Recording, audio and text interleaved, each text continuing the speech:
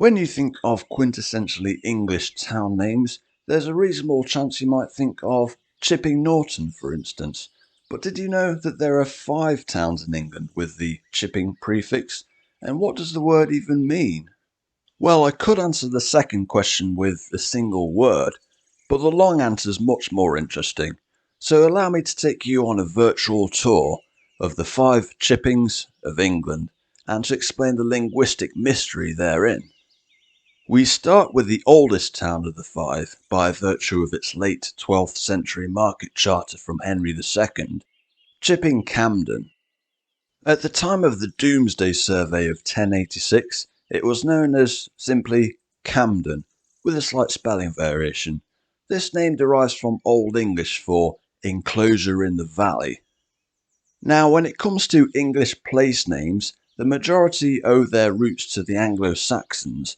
Some have Old Norse origins, in the North and Midlands in particular, due to the Viking occupation, typified by elements like Bee, Thorpe, Kirk, etc.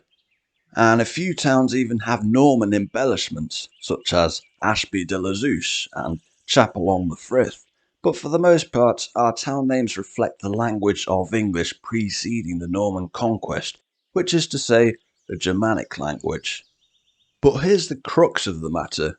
During the late 12th century, when Henry II granted Camden a market charter, the English language was in a transitional phase, known as Middle English.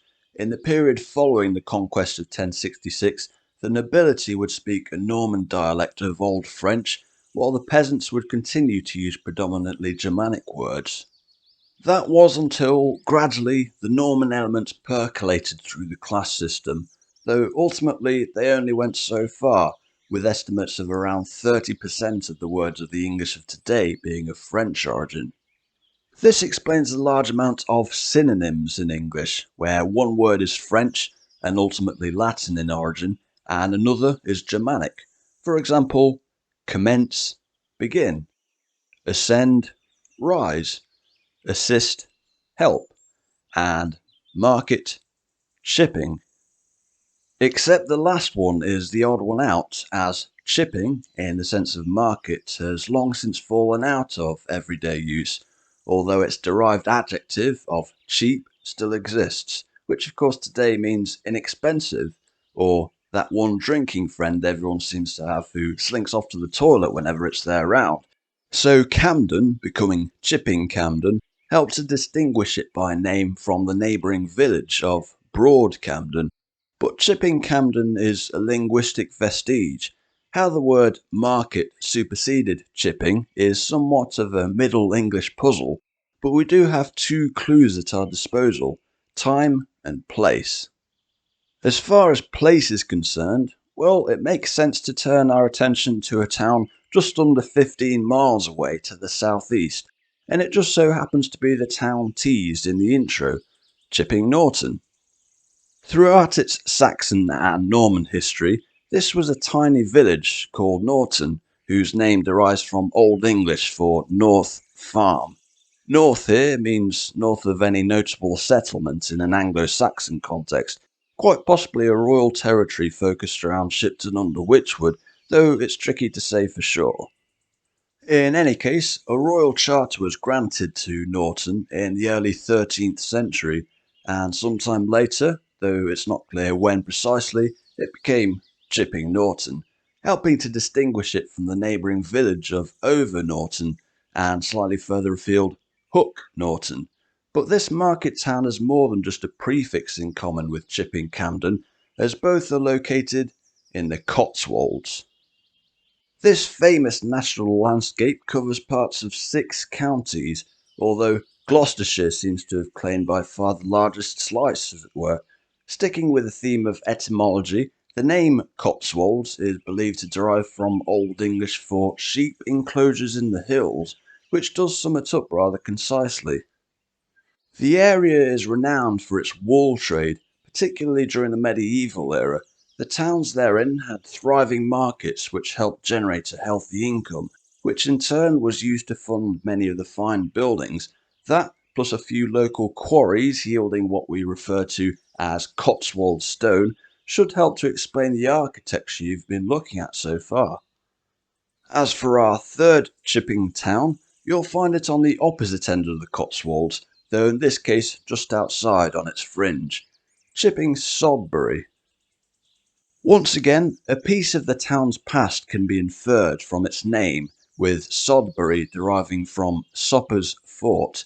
In typical Anglo-Saxon style, it appears to be named after a community leader, in this case going by the name of Sopper, whilst the "bury" suffix implies a fortification, most likely a nearby Iron Age hill fort, later to be used as a camp by the Saxon army during a 6th century battle. But what you're looking at is not the original Sodbury, but a planned development from the 12th century about a mile and a half to the west, with a street layout designed specifically for a medieval market with space for stalls on either side, which today makes it one of the broadest high streets in the country.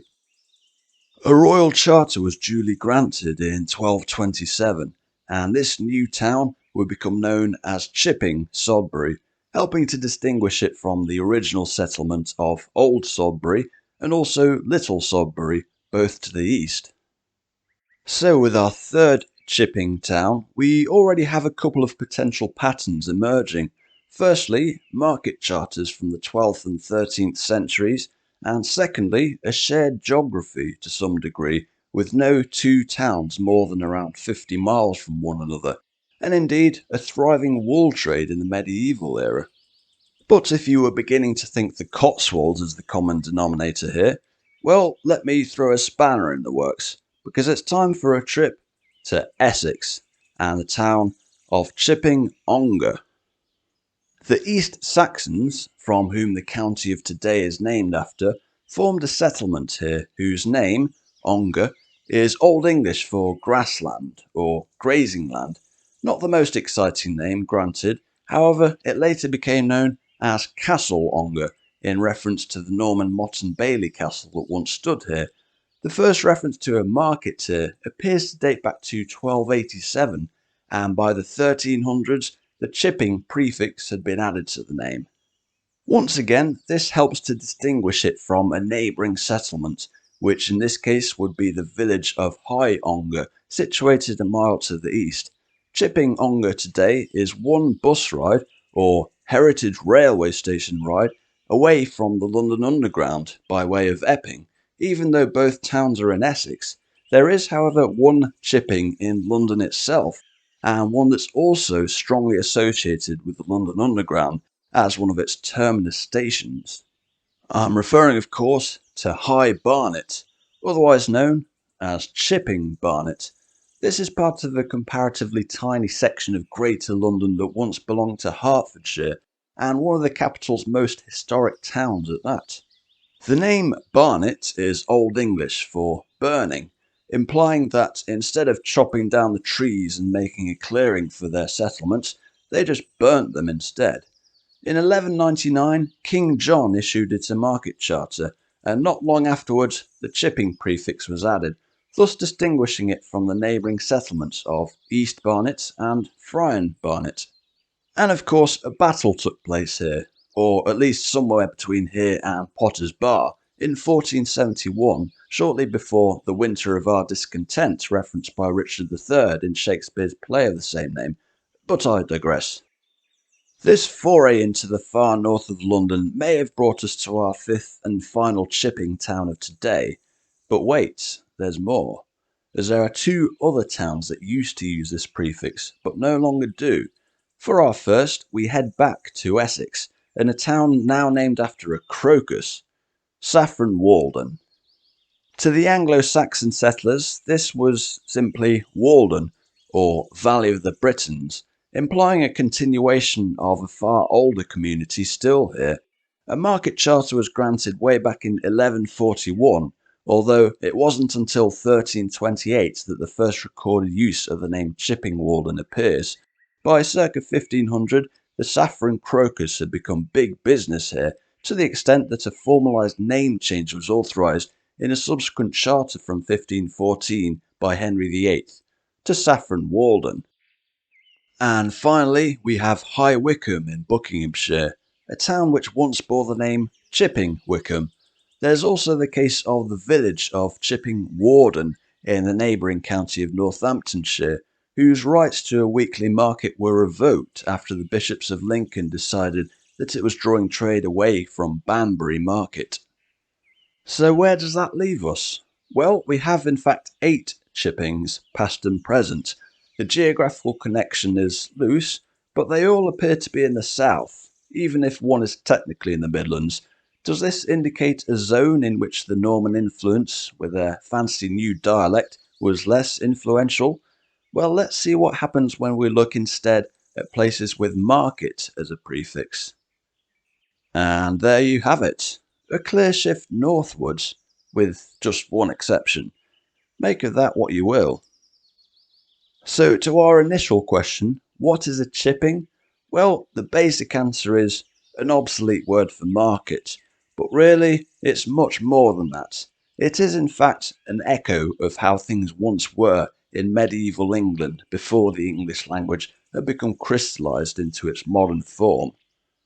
The most unlikely story out of all this is how, on this small island, a Germanic language became a hybrid language and ultimately one spoken all across the globe today. As far as England in the Plantagenet era goes, these towns therefore embody its temporal spirit, or rather, zeitgeist. Thanks for watching and have a great day.